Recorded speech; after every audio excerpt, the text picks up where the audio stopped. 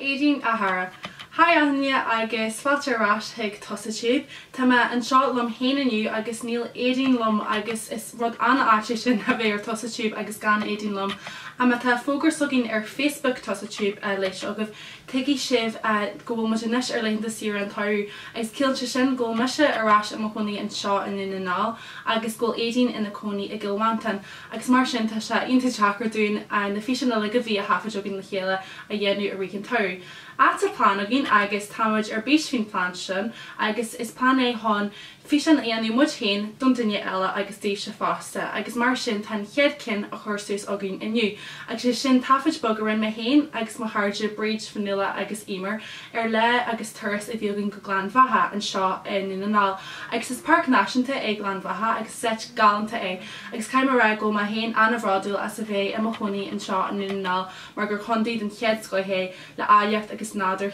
ionta an agus formuid rothair ar híos agus Jimmy muid timpeall na parca agus bhí le ar dói agin agus formuid French tafaidú air agus má súil go mnaí sibh sult as an le a bhí agin in Gleann Bheatha a eiceáil. Agus ná anna go dearmid codú le Tusa tube agus muid lansan ar Twitter, ar Facebook, ar YouTube, like go thuirt don éisian seo agus an channel agus na físeán atágin a rins agus scapathú muid an chéalaigh ar nói tá anna choirthe I dúirm sogin héin agus támuid ar béis fin channel seo agus támuid fearmhia as an takeocht a le a támuid a fáil uamh. Agus tá silgan go mnaí sibh sult as an éisian seo as an le ionta a bhí agam héin agus mo háirte in Gleann Bheatha. So the Éadaoin agus the Anya agus sé tá féhint ar an éisian seo silgum go mnaí sibh sult.